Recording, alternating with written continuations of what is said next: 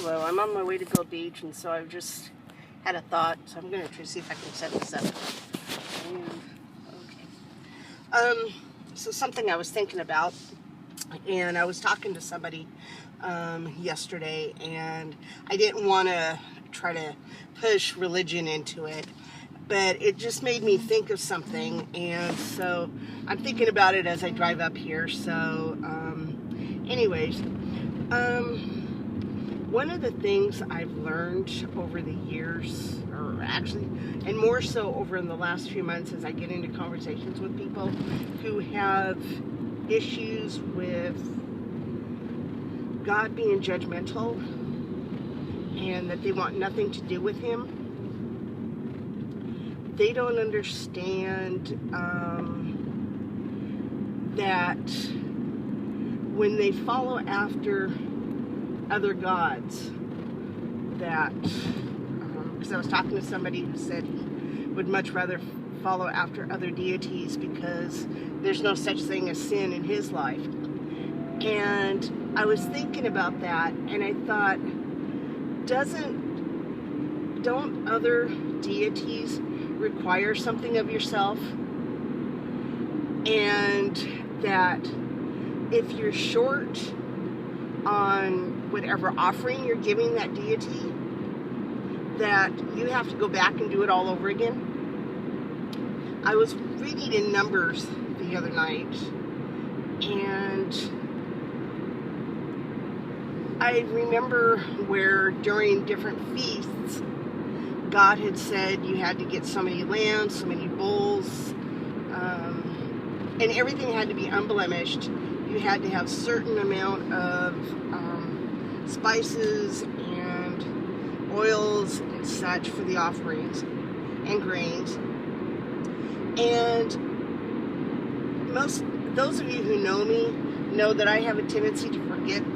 Like, you can give me a list of 5 things to do and I'll forget the 5th one, or one of the 5, but I'll do all 4. And so, and it's the same thing if you give me 3, I'll do 2 and forget the 3rd. And I was thinking, I am so grateful for God to give up His Son to take every sin away from me, so that that was keeping me from having a relationship with God. Because all of those offerings, that's what they were used for, was so that people could have a relationship with God, but you couldn't miss a step. And so He allowed Christ to be our, I want to say, propitiation, to step in, and we now have eternal life when we trust God. Where is that a judgmental aspect of who He is? Because to me, it's a promise and condition. I'm going through some things personally right now that God is basically has said, okay, if I have this gift for you and I want to give it to you, the thing is, where you're at right now, you would not use it in the manner that you need to use it for. I go through this quite a bit because, granted, I am stubborn and it takes me a while to get things figured out and learn different stuff. So, but anyway, so that's what my thoughts were today as I'm thinking about this. And so it's, where's the difference? And in their mind, if they're calling our God being judgmental, but yet they don't want to believe in Him, they think the whole thing is false. They would much rather believe in Santa Claus. But then again, Santa Claus has a good and naughty list, so that doesn't help either. So it's like, I don't know. I just was, thinking about this on my way up, on my road trip today, and just, just how we get, and just the human beings even too, get to where they want nothing to do with Christ. I mean, look, we have Christ's birthday coming up in another 11 days. And what an amazing journey, just going through this time of reflecting on all the goodness that God is, because that's who He is. And yet nobody wants to celebrate that. They want to argue about happy holidays and Merry Christmas and all of that stuff. But nobody wants to celebrate the birth of a king that came to save the world. It's kind of like we'll do anything but that. Or that, whatever He has to offer us is too much, for us to give. It's our eternal life that's what He wants to offer us. It's nothing, and I just have a lot of thoughts going in my head on this, because I've been praying for several different people who really have such a warped sense of what Christianity is about, and I don't know if it's from those circumstances over just things that we've been taught over generations and over years, what it is about. And it breaks my heart because I just see them so angry about it, and will go to literally the ends of the earth to prove themselves wrong, or to prove themselves right. And I remember watching A Case for Christ, the story about Lee Strobel, and in the same sense, he was out to go and prove, God's existence wasn't even there, that He didn't exist. And in the end, he realized the existence of God,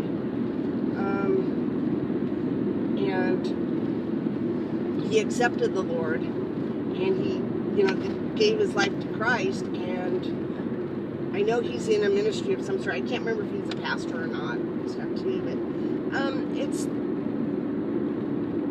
my prayer has been for those that are so adamant about who Christ is and what He's done for us and given to us, that I have pretty much taken them on and taken them into the courtrooms of heaven, and basically, confronting the adversary with them, because,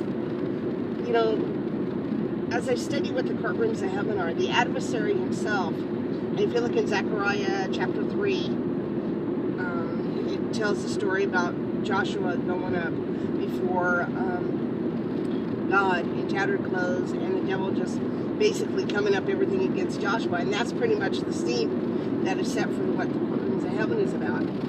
And that, here the adversary, he has to be honest when he gets up and talks before God and sharing all of this stuff about even the people that I'm bringing up to pray for.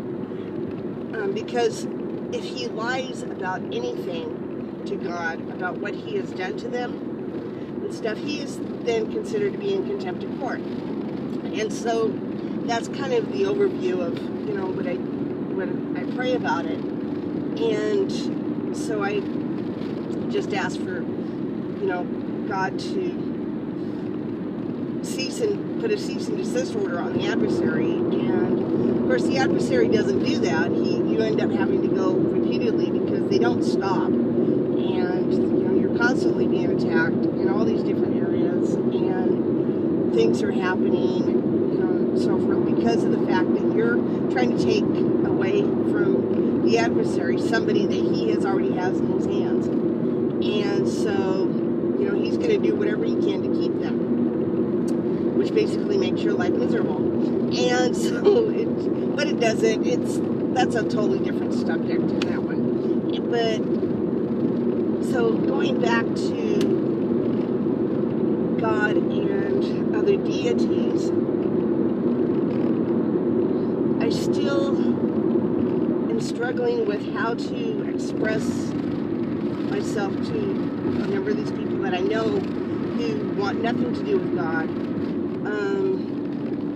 And I know it's like an endless battle and stuff too. And this whole thing started because of someone commenting because the Red Cross does not give to the LGBT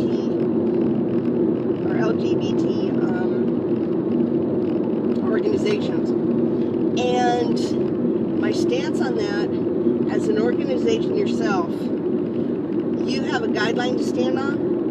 And so if you want to give to other organizations and not give to one, that is your prerogative in which to do so. You should not be judged for not wanting to give to one organization over the other. And in the same sense, as a human being, it's the same thing. It's like if you don't want to give to one organization but want to give to another, why should you be held accountable because you're not giving to one, because you're not giving to an organization?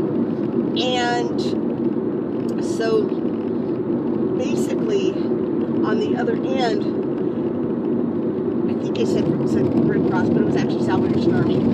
And basically, and Red Cross in the same sense, but any organization, if your guidelines are that you are to take care of other people, you have no restrictions to, I think I'm saying that right, you have no right to say that you cannot help someone with their bills because of their lifestyle and because of what they do. And I know I've heard other people who, even in churches and stuff, when someone comes in and says they want help with their rent, but they smoke and they drink and they do all of this stuff, and I've seen churches deny them over that because if you got rid of your habit, you'd have your rent money. And I agree to a sense, but again, we're in the process of giving to help those people to get back on their feet. And who are we to judge them for their habits? As a person, as a church, again, it's that whole judging thing. So scratch that one out. But as an organization, there are guidelines that you have to follow. And my stance is for organizations, if you're in an organization that has a guideline and you don't agree with the guidelines, don't join the organization. Find another organization that agrees with what you stand for. But that logic doesn't seem to follow, and I'm not sure why it doesn't, why people feel that they have to go after other people because they have their core beliefs that they want to believe in. And that's where unity starts. If I believe in something and I want to believe in it, I'm not going to force you on it. Then in the same manner, you should respect me on that as well. So anyways, I'm probably just more rambling right now, so but that's kind of where my thought is, so I'll just end the video right there.